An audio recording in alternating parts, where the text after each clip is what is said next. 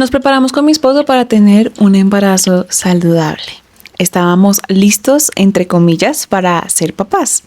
Y en el primer trimestre, incluso en las primeras semanas, específicamente en la semana 7 de embarazo, nos damos cuenta que tenemos un hematoma, es decir, un desgarro junto al embrión.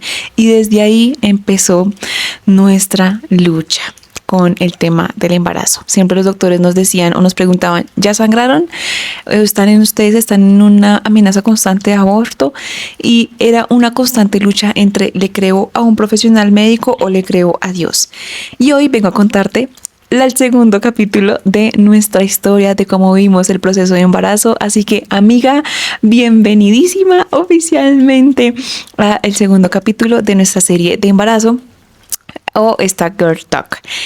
Si no me conoces, mucho gusto. Mi nombre es Lina Giraldo y hoy y siempre, obviamente, estoy 100% comprometida junto con mi esposo a literalmente ayudarte a alinear tu vida conforme a los principios bíblicos. Por eso tenemos una membresía donde exclusivamente estamos todos en comunidad, en oración constante, reuniones en vivo y todo específicamente en cómo buscar alinearnos con el Señor en todas las áreas, incluyendo las finanzas. Por eso hoy te voy a compartir este proceso, así que siéntate, tómate un cafecito porque continuamos con la historia de literalmente todo lo que vivimos en nuestro proceso del embarazo. Y bueno, iniciamos entonces, continuamos en que, claro, la doctora, me acuerdo mucho que en la semana 7 nos dice exclusivamente como, mira, literalmente estoy viendo un hematoma. Llegamos donde un ginecólogo X, que en ese momento él tenía agenda disponible para ese mismo día, y nos dice, ustedes están en amenaza de aborto, así que muy probablemente sangre. Aquí simplemente la biología decide y nosotros no. En el nombre de Jesús ahí hay vida. En el nombre de Jesús creemos que ahí hay vida. Y empezamos a tener ahí una lucha constante. Y ahí llega a mi mente, recuerdo mucho Efesios, donde la palabra dice, esta lucha no es contra carne ni sangre, sino contra principados, contra potestades, contra huestes celestiales. Y entonces yo entendí que el espíritu de muerte quería venir sobre mi cuerpo y sobre mi bebé a traer desgracia, ruina y hacer lo que Satanás hace: robar, matar y destruir. Y yo empecé a apropiarme de esa palabra de Dios como, no, en el nombre de Jesús yo creo que hay vida y vida sobreabundante sobre mi útero.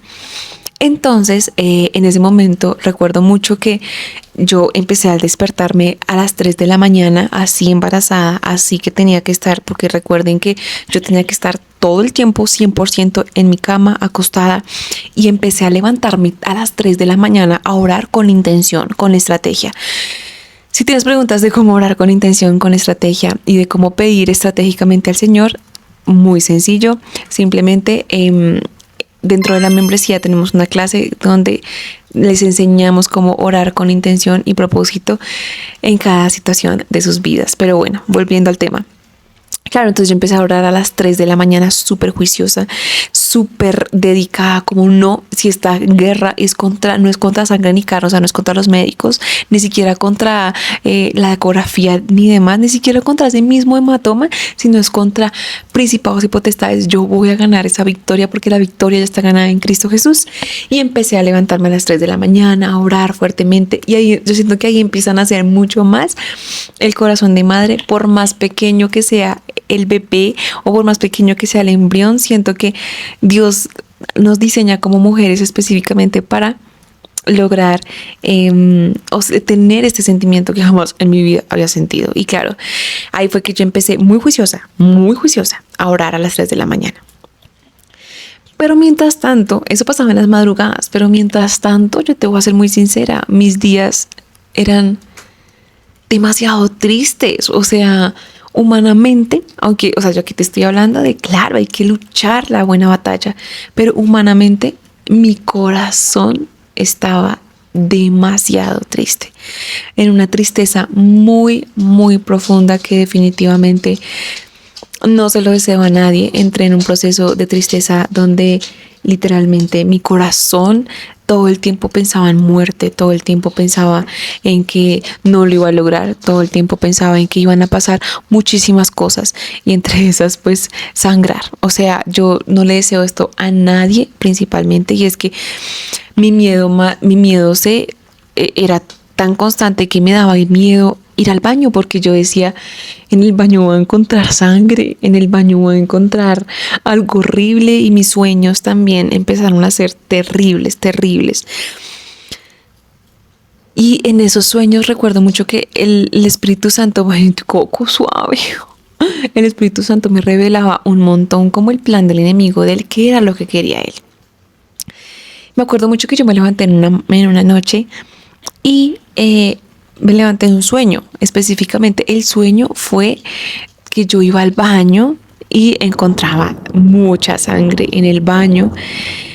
Y yo decía, no, Dios, yo no creo que va a suceder un aborto, yo creo que tú das vida y vida en mi vientre, yo creo eso en el nombre de Jesús. Pero entre otras cosas, mi humanidad también me decía, pues es muy probable, o sea, el doctor a usted le dijo algo, el doctor a usted específicamente le estaba, es por algo estudió, bueno, tantas cosas. Pero recuerdo mucho que esa madrugada yo me desperté con mucho miedo, o sea, yo decía, Diosito, y me desperté con tanta angustia que yo dije, bueno, vamos a orar. Ese día oré casi 4 horas, 3 horas y media aproximadamente. Me levanté a las 3 de la mañana y oré. Y empecé a declarar vida, colocaba en el fondo de pantalla de mi celular versículos que declaraban vida en el vientre y todo esto, pero esa noche, esa madrugada, después de orar mucho, me volví a acostar ya en la mañana, tipo 6:30 de la mañana. Dije, voy a dormir un ratico más, tipo 6:30 de la mañana, me acosté. Y eso que, no sé si te ha pasado que tú te acuestas a dormir y como que tienes un microsueño o sea, como que tienes un microsueño y dentro de ese microsueño tienes un como que te microduermes y en el microduermes tienes un microsueño. Bueno, como que sueño un poquito, sí. Bueno. Ahí entendí que era una visión, porque después de orar yo sentí muy claro que el Espíritu Santo me mostraba una situación que estaba mi cuñada, estaba mi mamá y había una bebé, era una niña hermosa, chiquitica, y ella estaba solo con un body, o sea, como con su camisita de body, y ella estaba comiendo un mango con su manita y se le caía el mango al piso. Ella se agachaba, recogía el mango y se lo volvía a echar a la boca. Y en el sueño mi mamá me decía, Lina, pero ¿por qué dejaste que la bebé comiera del piso? Y usted tan cansona que es con el mugre. Y ¡pum! Me desperté. Y ahí entendí claramente que Dios me estaba diciendo, ese bebé va a nacer. Y va a nacer con vida y va a estar sano. Y aparte, es una niña. Tenías, por ahí ponle tú que 8 o 9 semanas de embarazo aproximadamente. A esa edad gestacional no se puede saber si es niño o niña, pero Dios me lo mostró en el sueño y yo vi la cara y yo decía, Dios mío, qué nena tan preciosa y tan divina. Listo. En ese momento yo me aferré a esa visión y me aferré a ese sueño y yo en el nombre de Jesús, no, yo ya creo y creo que va a haber este milagro sobrenatural. Luego empezamos a tener más ecografías y aunque yo creía en ese milagro, el panorama terrenal no pintaba bien. Es decir, empezábamos a tener más ecografías, pero que por cada ecografía el hematoma empezaba a agrandarse. Es decir, empezaba a existir más desgarro, más espacio entre el útero y el saco gestacional. Más sin embargo, bebé seguía creciendo espectacular, o sea, seguía creciendo hermoso, su corazón era precioso, iba en sus manitas saliendo así, parecía una tortuguita, me acuerdo mucho, era precioso. Pero el hematoma cada vez crecía muchísimo más. Obviamente tenía que seguir en cama. Eso fue un proceso aproximadamente de 3 meses que estuve en cama, o sea, más o menos a los 3 meses creyendo que ese hematoma se iba a ir. El médico nos explicaba que el hematoma básicamente era como un medio desgarre, pero es como cuando tú vas caminando y te pegas en la pierna y te sale un morado. Es algo así. Y ellos nos decían que no había como nada que pudiera mejorar ese hematoma, ningún medicamento, nada que pudiera hacer, excepto descansar. O sea, como es como cuando tú tienes un morado, pues si tú le sigues pegando a ese morado, pues ese morado se sigue expandiendo. La idea es no pegarle a ese morado, entonces descansa. Ahí empezó como una temporada fuerte porque, claro, o sea, mi esposo estaba 100% haciendo absolutamente todo. El trabajo, la agencia, el contenido, la comida, el aseo, o sea, todo. Y yo tenía que estar en casa. Entonces, ahí es cuando yo digo, elegir una pareja no es solamente un tema de casualidad y ya porque me gustó y ya, sino de verdad ahí se ve como el carácter de tu pareja. Y en ese tiempo, pues bueno, el Señor permitió que estuviéramos así. Duramos 3 meses en cama. Entré en depresión fuerte. Más sin embargo, mi momento, o sea, como que era el momento en que más yo creía, pero más mi realidad me decía que no. Y, y aunque a veces preguntan mucho como un cristiano sí puede tener depresión, o sea, no se supone que está Dios en Dios y que va de gloria en gloria y demás, que tiene que estar súper feliz. La realidad es que, pues, incluso tenía días en que yo ni siquiera quería hablar con Dios porque yo le decía, ¿por qué? O sea, ¿por qué tiene que pasarnos esto específicamente? O sea, ¿por qué? O sea, no quería, ni siquiera le quería preguntar el por qué a Dios. Y entré en un proceso combinado de estar todo el tiempo en la cama, scrollear todo el tiempo. O sea, súmale que estás pasando y viviendo todo. Ahí también mi error 100% fue scrollear. O sea, hoy puedo decir que si estoy mal mentalmente, lo menos que tengo que hacer es scrollear. O sea, yo siento que el scroll nos destruye mentalmente porque entramos en comparación. Bueno, tuve ese proceso. Y hay un examen que hacen a las 14 semanas de embarazo, que es el examen donde determinan si tienen algo congénito, algo patológico, o si el bebé viene bien. O sea, es como ahí incluso determinan cuando los bebés de pronto vienen con síndrome de Down, con ese cromosoma 21, con ese cromosoma de más. Entonces también era como, o sea, estoy pasando el hematoma. Tengo miedo cada vez que voy al baño porque muy probablemente vaya a sangrar, porque todas las ecografías a las que yo iba, los doctores me decían, ¿ya sangraste? Y yo, no, en el nombre de Jesús, no, y no voy a sangrar. Y adicional, de una u otra manera, como que el miedo era constante de ahora. Vamos a tener este examen y orando nuevamente. Señor, por favor, o sea, haz el milagro. Hay situaciones en las que, ¿sabes qué, Señor? Te entrego todo. Tú no has soltado el control, aunque sienta que todo está en descontrol, aunque todo sienta que mi realidad está cada vez de mal en peor. Yo creo que tú tienes el control. Y llegamos a ese examen de la semana 14. Y ese examen, lo chévere fue que fue en este examen, no me acuerdo. No, fue en el siguiente. Bueno, ya ahorita te cuento. Es que pensaba que en ese examen era que nos decían si era niño o niña, pero me acuerdo que en ese no nos dijeron porque era como que aún muy temprano y la doctora quería estar 100% segura, entonces dijo, en la próxima ecografía que nos veamos, les digo bien si es niño o niña. Listo. Y tuvimos ese examen. Entonces el examen consistía en una parte que era como te iban y te tomaban muestras de sangre, y en la otra básicamente era como ya la ecografía donde ya miraban específicamente todas las métricas, combinaban eso, los resultados de sangre y los resultados de la ecografía, los metían a un sistema y eso ahí salía como todo, o sea, como, sí, todo, como que venía el bebé, si venía bien y demás. Nos sacaron los exámenes, fuimos a la ecografía y después tuvimos una cita con la doctora virtual y en efecto ya nos dice, mira, tu bebé está espectacular, está 10 de 10, no tiene absolutamente nada patológico, nada genético y demás. Y nosotros, tremenda victoria, o sea, en medio de estar en la cama con ese hematoma, arriesgando, o sea, o amenazando a mi bebé, en este momento es una banderita blanca como sí, como que el bebé viene excelente. Contexto. ¿Te acuerdas que yo te había dicho que cuando en el episodio anterior, que cuando teníamos 2 meses de embarazo, a mi esposo, a mí nos dicen que tenemos un tema de quistes, que no era muy complicado tener un embarazo, y después nos volvieron a hacer ese examen y ya como que mi útero estaba bien, listo. Resulta que, contexto, yo me desarrollé a mis 15 años, literalmente me desarrollé en mi fiesta de 15 años.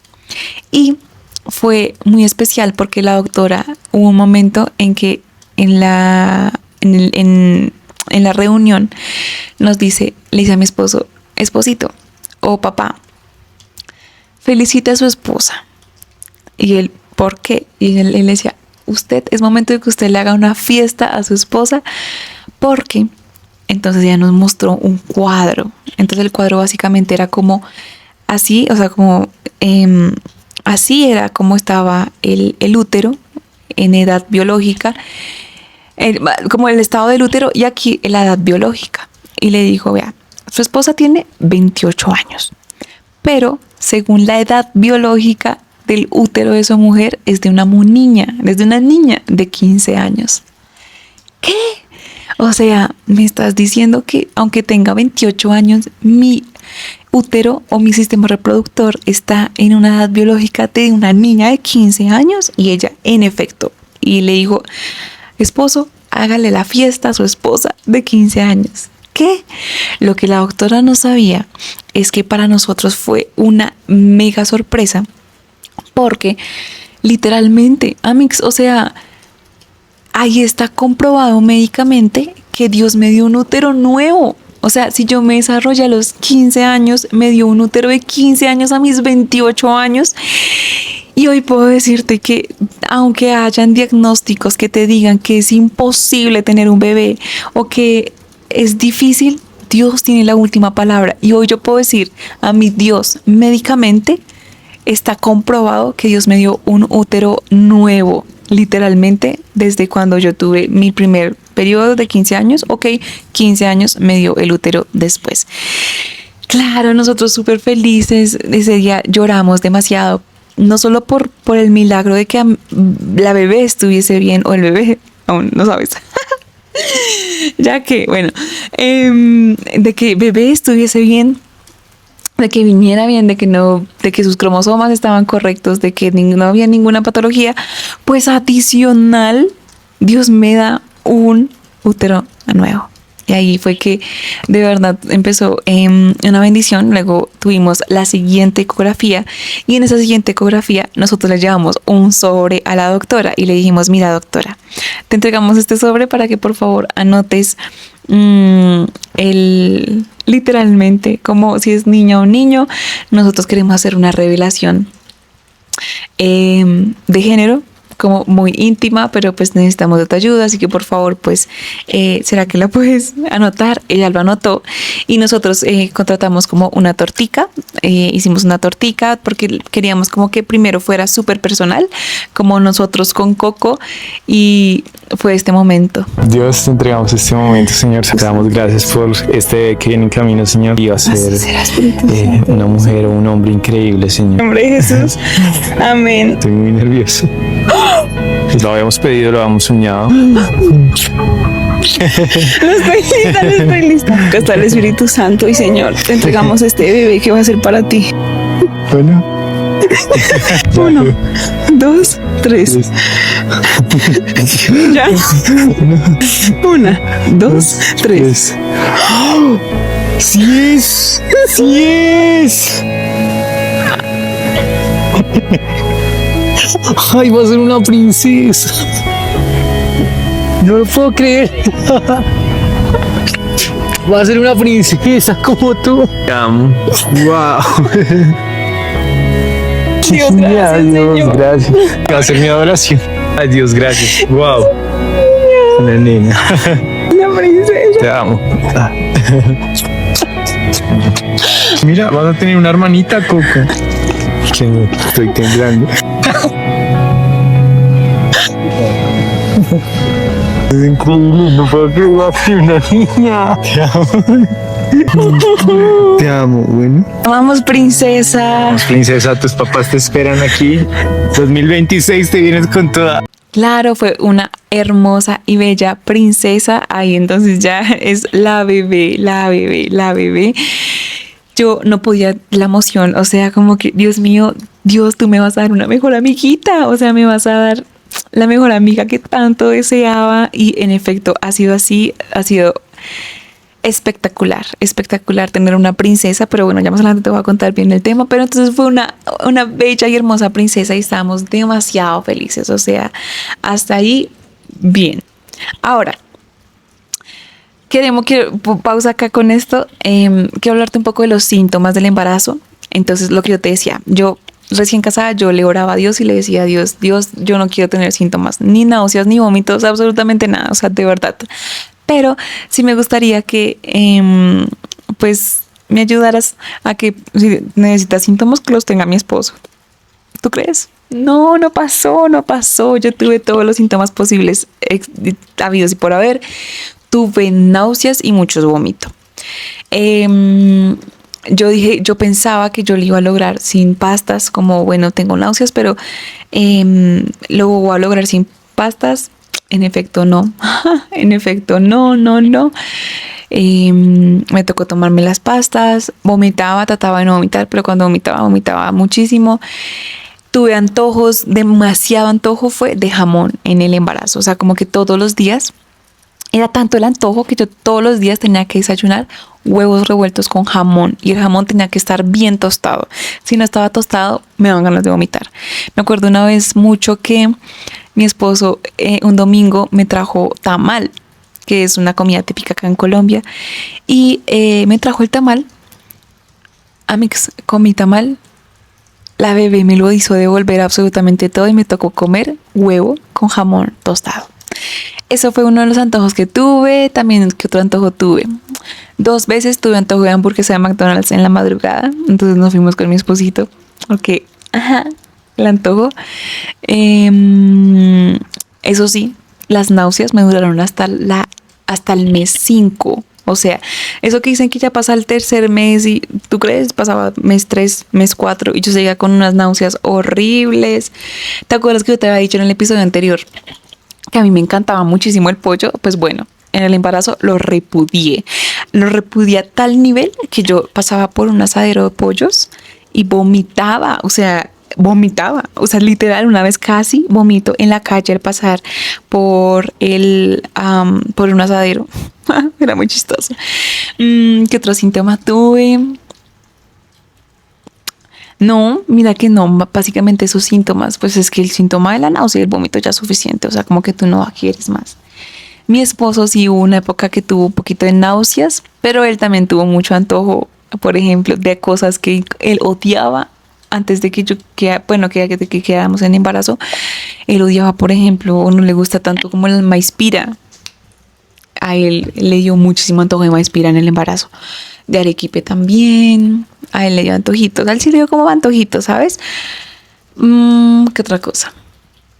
Ya, o sea, como que esos síntomas fue lo que tuve como en el embarazo. Se me olvidaba decirte que el día que tuvimos la cita con la doctora que nos dijo que mi útero tenía una edad biológica de una niña de 15 años, ese día también nos dijo que ya no había hematoma. O sea, sí, ahí sucedió el milagro. O sea, ese día fue tan lleno de noticias. O sea, yo, si hubiese podido saltar de felicidad, que no podía porque estaba en reposo absoluto, lo hubiera hecho. Pero fue una total bendición y así lo vivimos. Ahora, en el siguiente capítulo te voy a contar cómo me fue en ese segundo trimestre y en el tercer trimestre, porque ahí pasa lo impensable. O sea, literalmente, y ahí fue como hubo otra prueba. Dios mío. Fue como otra prueba que tuvimos, pero bueno, sin más, te dejo hasta aquí el episodio del día de hoy. No quiero que se me alargue demasiado.